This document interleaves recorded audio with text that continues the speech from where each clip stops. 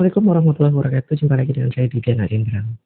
Teman-teman, pernah nggak teman-teman menyadari bahwa isu-isu yang beredar belakangan ini merupakan settingan yang memang disengaja untuk hal-hal yang lebih besar lagi?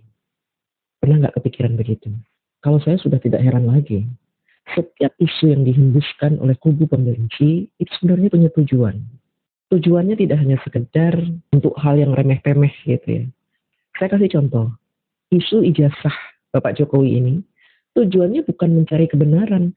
Apakah benar ijazah Pak Jokowi asli atau palsu, bukan itu. Dan saya berani bertanggung jawab atas ucapan saya ini. Tujuan mereka adalah melengkapi skenario besar terhadap bangsa ini. Apa sih skenario besar yang sudah mereka susun ini? Dari beberapa skenario yang mereka buat, ini sebenarnya tujuannya satu, teman-teman. Ijazah Pak Jokowi, kemudian isu ijazah Pak Jokowi, kemudian isu pemakzulan Mas Gibran, kemudian isu pagar laut, 4 pulau di Sumut, kemudian isu Raja Ampat, isu Indonesia gelap, isu kabur aja dulu, isu SMK, isu hutang banyak, isu matahari kembar, dan isu-isu yang lain. Menurut saya, isu-isu ini memang sengaja diciptakan untuk mematik kemarahan kaum pembenci. Mereka terus menyulut kemarahan-kemarahan itu. Jadi kaum pembenci ini semakin benci terhadap Pak Jokowi, benci terhadap Mas Gibran, benci terhadap Pak Jokowi, benci terhadap pemerintahan, benci terhadap kepolisian, benci terhadap lembaga-lembaga, benci terhadap MK, dan lain sebagainya. Kebencian-kebencian ini memang sengaja mereka pelihara. Mereka senang dengan adanya perkumpulan kaum pembenci ini, mereka senang. Karena kaum pembenci ini bisa dijadikan martir-martir. Bisa dijadikan pasukan untuk membuat kerusuhan di tanah air. Mereka mulai lagi menghembuskan kasus KM 50. 6 laskar FPI yang dibunuh dan dibantai di KM 50, Tol 50. Coba bayangkan. Bukan malah mengumpulkan data selengkap-lengkapnya, tetapi polisi justru meminta atau memerintahkan data HP para saksi di rest area KM 50 itu untuk dihapus. CCTV dihapus. Gendangan keras di rest area KM 50 itu justru dibersihkan, bukan dipolis lain. Dan rest area KM 50 yang baru berdiri selama setahun itu dibongkar. Itu Kapoldanya itu, ya siapa itu? Imran, Fadil Imran terus bertanggung jawab itu. Tujuannya apa? Untuk memancing kemarahan mantan-mantan anggota FPI HTI. Menangkap Jokowi itu hukumnya menjadi wajib ain, harus banget. Nah, Jokowi kesalahannya banyak dan dia penyebab dari berbagai situasi yang ada. Keadaan kita memang agak susah dan saya lihat dari segi hukum, dari segi pasal, dari segi antar langkah, kelihatannya memang dia punya duit banyak. Ya, saya selama 5 tahunan ada di lingkar Solo ini, saya mempunyai catatan kemungkinan memang keuangannya sangat tidak berseri gitu, itu puluhan sampai ribuan triliun. 2029 ini kemungkinan presidennya Cina, wakilnya Cina. Dan seluruh Indonesia, gubernur-gubernur, bupati-bupati, wali kota, kemungkinan dipersiapkan seperti itu. Karena tahapan terakhir 2039, total Indonesia harus jadi koloni Cina. Maunya mereka begitu. Terus dalam beberapa kejadian memang permainan black magicnya Jokowi memang pada tingkat dan dia benar-benar bayar. Ya. Macam-macam ragam hukum kayak apa sama dia dibelain betul sama dia. Saya sebenarnya datang dari jam 9-an, saya udah putar-putar, saya coba lewat belakang di Palang juga. Jadi saya kalau memungkinkan, kalau saya bisa motong jebol dari belakang, saya kasih kabar gitu kan. Ternyata memang persiapannya seperti yang kita lihat. Saya minta maaf, tidak dari semalam, tapi saya sudah, tadi juga ketika sudah dekat, Bunda Mary pesan ke saya, jangan turun sendirian gitu. Kalau turun sendirian mungkin diajak ngopi sama yang Jokowi. Saya sebenarnya lalu di sini ada satu Latilah yang sangat berani ya, ada itu videonya, Ustadz yang paling berani gitu ya. Semoga saya berjaga saya selalu. Mereka ingin membangunkan pasukan-pasukan yang selama ini tidur. Pasukan mereka ini tidur ketika FPI dibubarkan, HTI dibubarkan. Tidur pasukan mereka, tiarap, tidak berani nongol. Wadah mereka sudah dibubarkan. Jadi mereka khawatir tidak ada lagi yang melindungi mereka dari hukum. Jadi mereka tiarap. Tapi mereka masih ada. Walaupun banyak juga yang sudah tersadarkan untuk kembali mencintai NKRI, sangat banyak. Di kasus ijazah ini, mereka berhasil menciptakan sebuah kondisi kemarahan dari kaum pembenci, statement-statement kaum pembenci, dan dukungan-dukungan kaum pembenci terhadap mereka yang mereka lampiaskan di status-status di medsos. Mereka berhasil menanamkan di otak kaum pembenci ini untuk semakin membenci Pak Jokowi. Bahwa kalian itu benar loh membenci Pak Jokowi. Bahwa dia nggak punya ijazah, ijazahnya palsu. Selama ini kalian menuduh Pak Jokowi bohong. Memang benar bohong. Dia membohongi kita semua karena membuat ijazah palsu. Ini yang terus-menerus mereka hembuskan. Dan mereka berhasil mematrikan mindset pembenci seperti itu. Kemarin ketika saya mengupload Bapak Jokowi menghadiri wisuda, komentar-komentar negatif sangat banyak. Pak Jokowi nggak pakai baju biru. Pak Jokowi itu sebenarnya cuma tamu undangan. Tamu undangan belum tentu dia lulusan UGM. Ini adalah settingan. Kok ada reuni dadakan? Itu yang baju-baju biru, orang bayaran yang biasa datang ke rumah Pak Jokowi yang dibayar 50.000. Wajah-wajah yang pakai baju biru itu kok seperti office boy bayaran.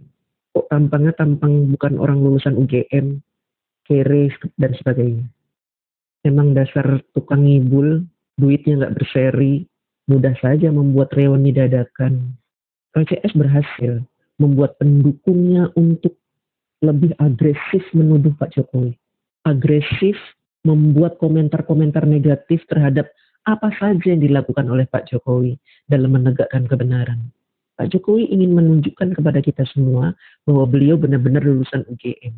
Tapi kubu Roy Panci sukses meyakinkan pendukungnya untuk terus berkomentar negatif terhadap apa yang dilakukan oleh Pak Jokowi dalam meluruskan fitnah ini. Bahkan sekarang serangannya bukan hanya ke Pak Jokowi loh. Serangannya juga ditujukan kepada orang-orang yang membela Pak Jokowi. Seperti saya dan teman-teman yang lain. Kalau saya tidak peduli, silahkan saja saya diserang. Yang penting fitnah ini berhenti. Saya melihat bahwa fitnah ini tidak akan berhenti. Karena ini settingan. Mereka tidak akan berhenti sampai cita-cita mereka itu terlaksana. Yaitu membuat negara kita chaos. Sehingga pemerintahan Prabowo Gibran terganggu. Dan akhirnya negara kita kacau balau. Berhenti berjalan. Ini yang mereka mau. Kalau negara sudah berhenti, maka mereka akan berusaha menguasai dari segala lini. Dan ini berbahaya. Menurut saya, kalau Pak Prabowo diam saja terhadap settingan ini, artinya Bapak Prabowo tidak peka. Ini sangat berbahaya Pak Prabowo. Ini akan mengganggu negara kita.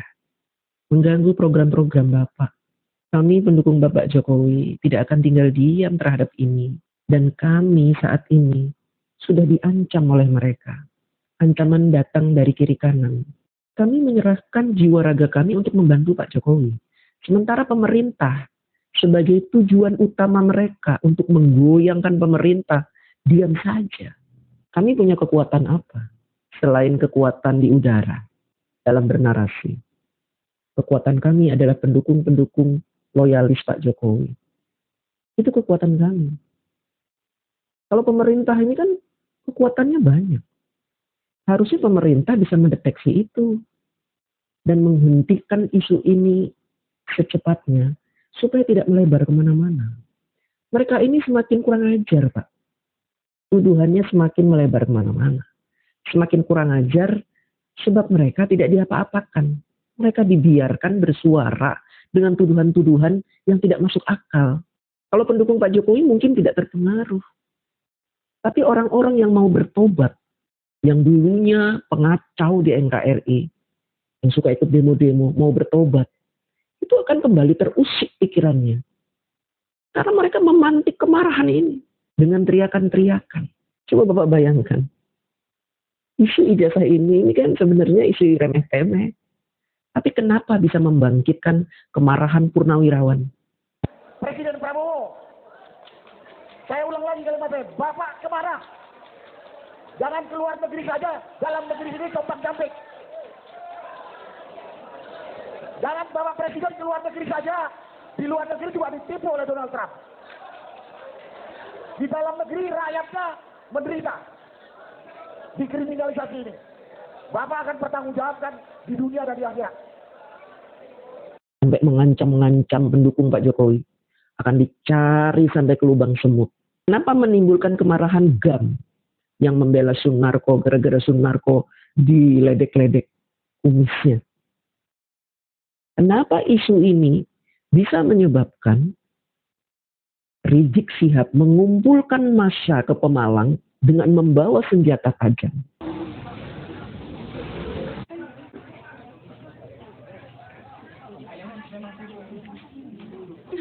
Nusantara milik kita. Semangat, Pak. Semangat. Iya, semangat berjuang.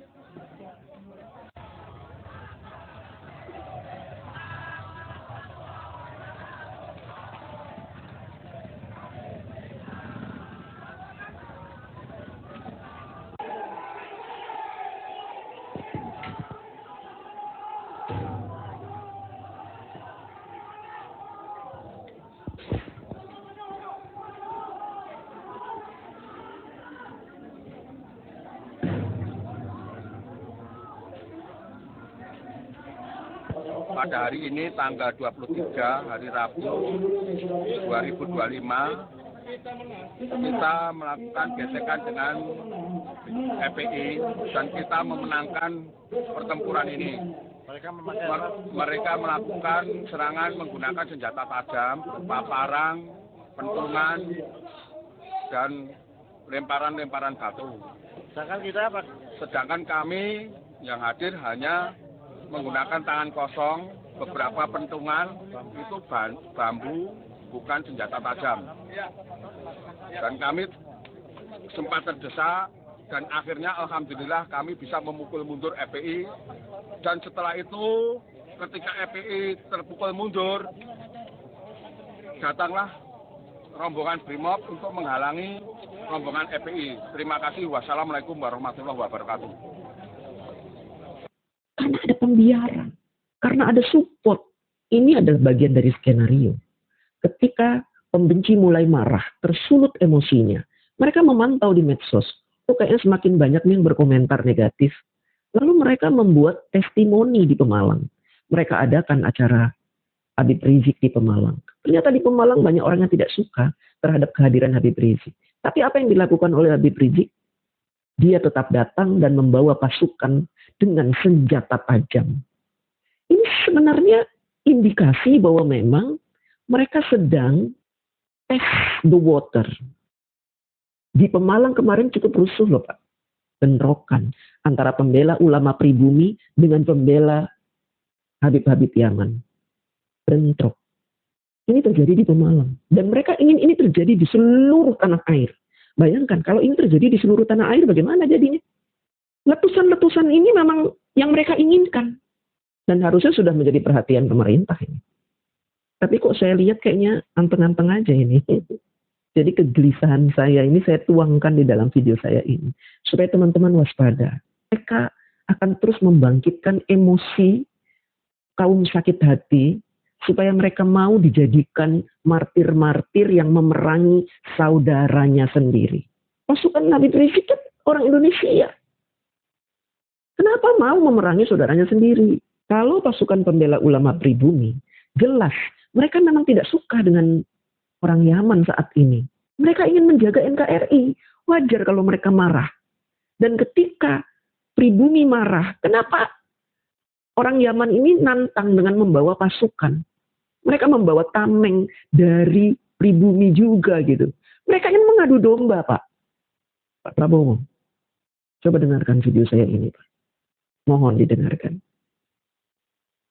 Sebenarnya teman-teman, kekuatan para pembenci ini sedikit sekali. Orang-orang yang dulu mendukung FPI dan HTI. Kaum pembenci yang sudah putus asa karena selalu menemui kekalahan demi kekalahan. Siapa yang mereka dukung pasti kalah. Mereka tidur. Mereka putus asa.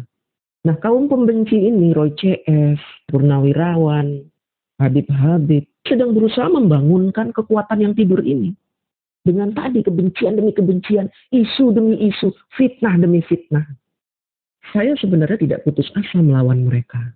Tapi kalau tidak ada komen dari pemerintah, saya khawatir. Semakin lama semakin besar kebencian ini tumbuh. Dan kekhawatiran saya terjadi ketika ada perang kecil di Pemalang kemarin itu. Ini sebenarnya contoh. Contoh aksi yang sudah mereka siapkan untuk membuat kerusuhan di negara kita. Dan harusnya ini bisa menjadi warning bagi pemerintah. Untuk tidak membiarkan aksi-aksi seperti ini terjadi lagi. Jangan dibiarkan kita diadu domba oleh orang asing. Sekarang sudah muncul tuduhan-tuduhan terhadap saya. Katanya saya ini pengadu domba umat Islam. Padahal pengadu dombanya jelas-jelas siapa pengadu dombanya. Bahkan kemarin ketika Bapak Prabowo mengatakan Indonesia baik-baik saja. Tingkat pengangguran sudah turun. Kemiskinan sudah turun. Mereka goreng-goreng itu.